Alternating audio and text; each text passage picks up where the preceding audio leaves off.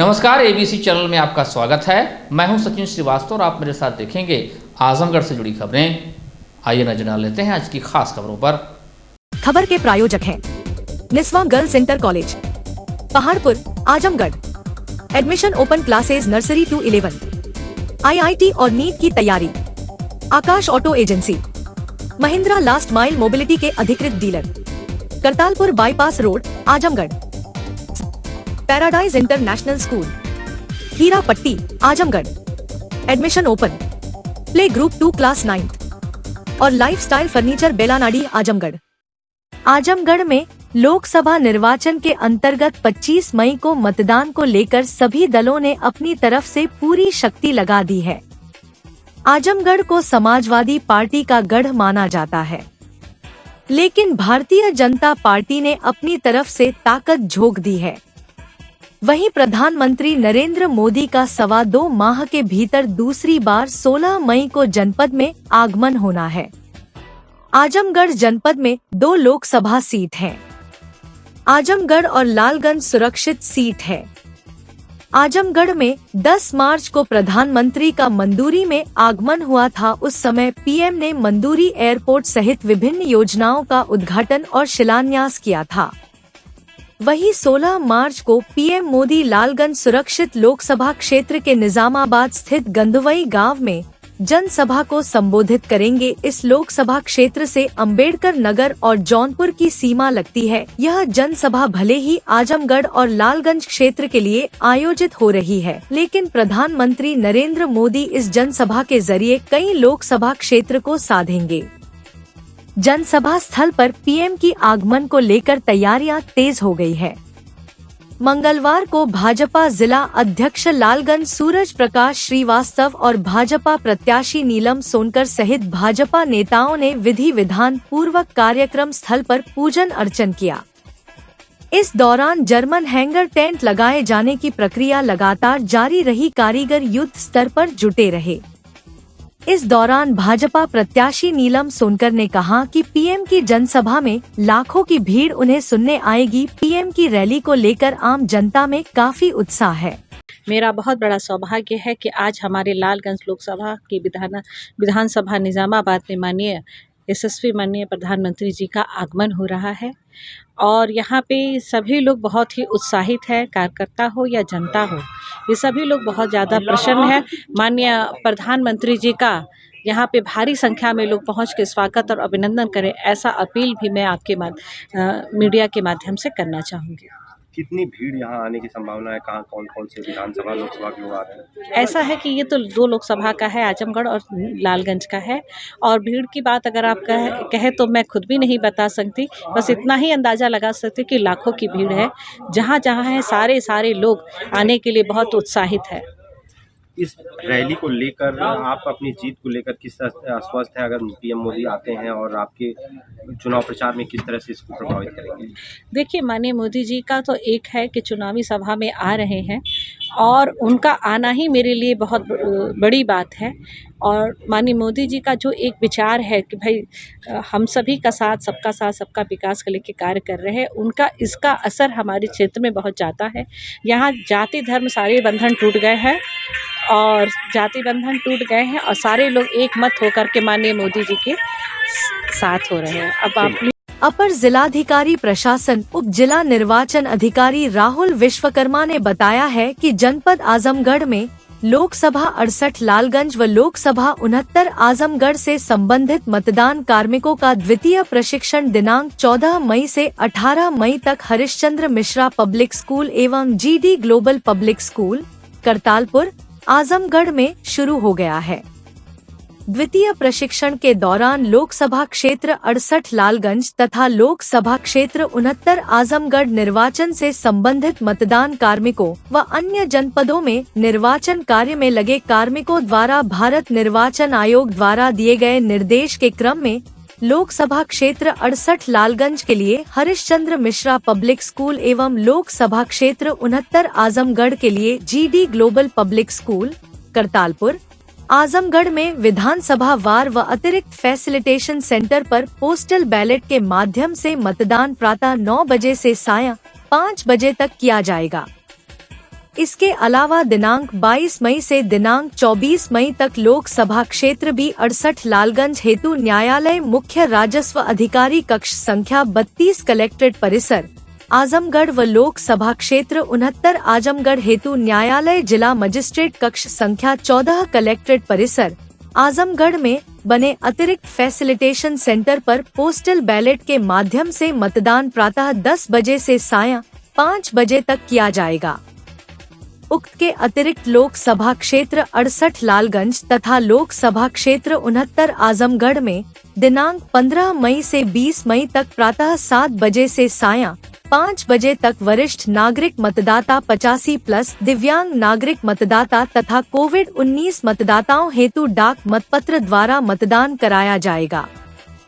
उप जिला निर्वाचन अधिकारी ने अध्यक्ष, महासचिव व समस्त मान्यता प्राप्त राजनैतिक दल एवं समस्त प्रत्याशी लोकसभा 68 लालगंज व लोकसभा 69 आजमगढ़ से अपील किया है कि उक्त तिथि व समय पर पोस्टल बैलेट से होने वाले मतदान प्रक्रिया के समय पर्यवेक्षण हेतु स्वयं उपस्थित रहने या किसी अधिकृत प्रतिनिधि को उपस्थित रहने हेतु स्वयं के स्तर से निर्देशित करें।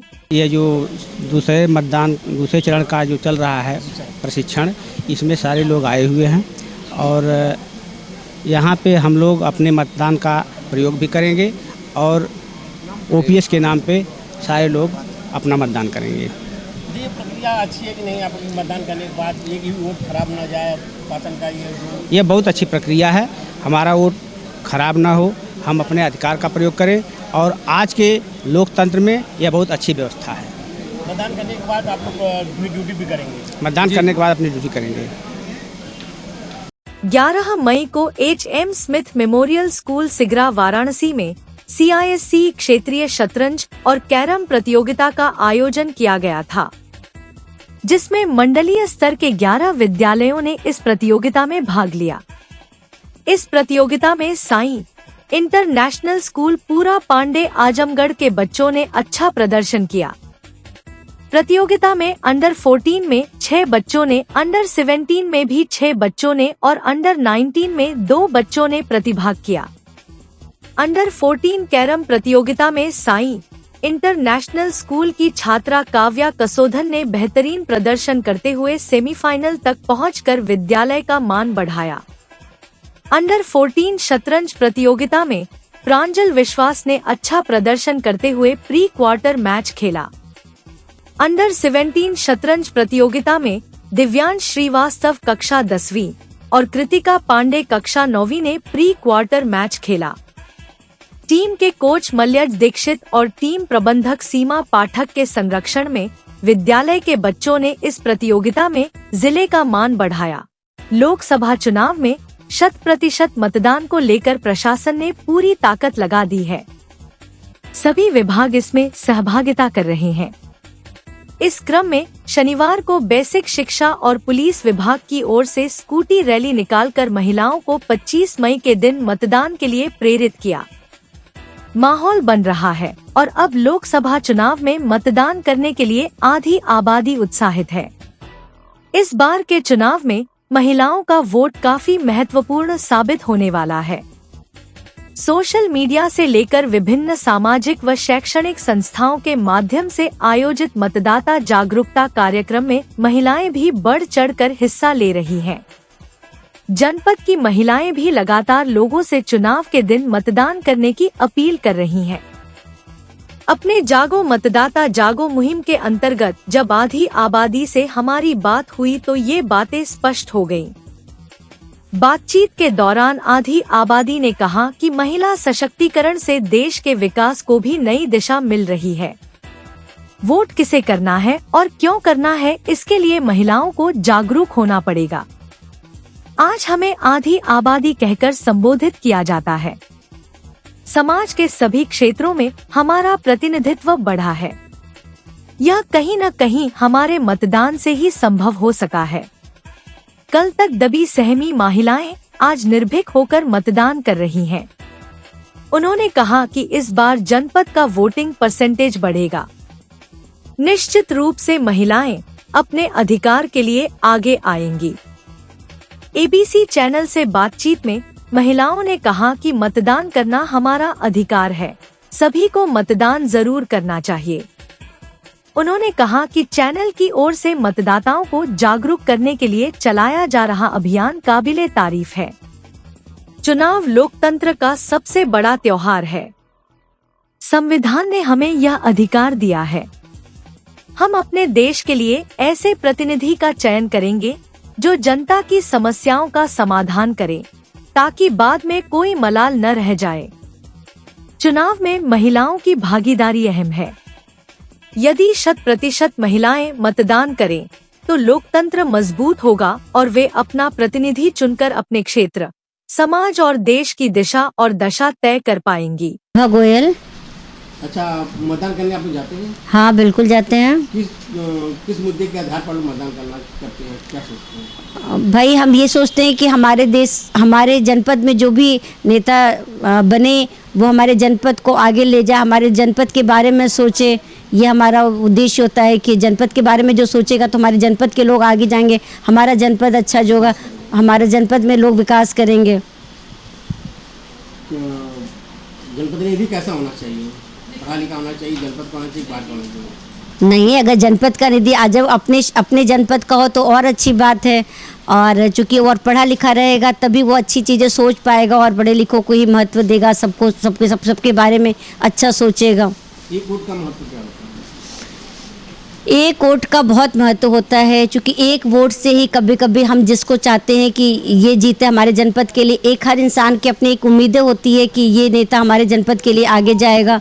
तो अपने अपने सोच के लिए तो हर इंसान अपने वोट का महत्व समझे और उसको आगे दे, चूँकि एक वोट का भी बहुत महत्व है। मतदान करने नहीं जाते तो क्या 25 तारीख को महिलाएं मतदान करेंगी? 25 तारीख को सभी महिलाएं मतदान करने जाएंगी और 25 तारीख को दिन कभी ना भूलें, 25 तारीख को मतदान करने जरूर जाएं। एक वोट का महत्व तो बहुत होता है। जैसे एक वोट हम दिए हैं, अगर मान लीजिए कम बेसी हुआ तो एक वोट से जीत भी सकते हैं लोग, हार भी सकते हैं। क्या सोच कर मतदान करने जाती हैं?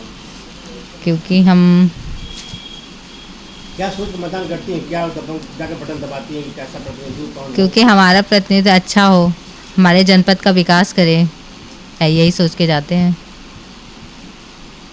25 तारीख को मतदान करने आप निकलेंगे? बिल्कुल जाएंगे। तो महिलाएं वोट देने नहीं जाती हैं, उस पर क्या करना आपका है? महिलाएं जाएं वोट देने, हमारे जनपद का विकास के लिए जरूर जाएं महिलाएं वोट देने। महिलाएं वोट देने नहीं जाती हैं, बहुत कम जाती हैं, इस पर क्या करना आपका है? यही कहेंगे कि महिलाएं जाएं वोट। एक वोट का महत्व क्या है और मतदान करने के पहले आप क्या सोचकर वोट करने जाते हैं, कैसा हो क्या हो?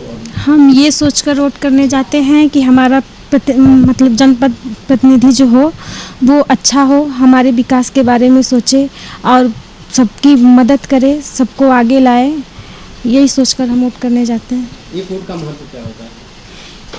एक वोट का बहुत महत्व होता है। महिलाएं वोट करने नहीं जाती हैं, घर में रहती हैं, तो एक वोट देने से क्या होता है, उनको क्या कहना चाहेंगे आप? नहीं तो महिलाओं को बाहर निकलना चाहिए, वोट देने जाना चाहिए। वोट देना मतलब हाँ, महिलाओं को जाना इसलिए चाहिए क्योंकि वो जो है मतलब वोट देने जाना चाहिए महिलाओं को, मेरे कहने का मतलब। एक वोट का बहुत महत्व है। एक वोट से ही पता चलता है कौन जीतता और हारता है, और हमारे भविष्य के लिए बहुत ज़रूरी है एक वोट। क्या सोचकर मतदान करती हैं? यही सोच के मैं मतदान करती हूँ, हमारे देश के लिए, हमारे प्रतिनिधि के लिए, हमारे भविष्य के लिए वोट बहुत ज़रूरी है, हमारे जनपद के लिए भी।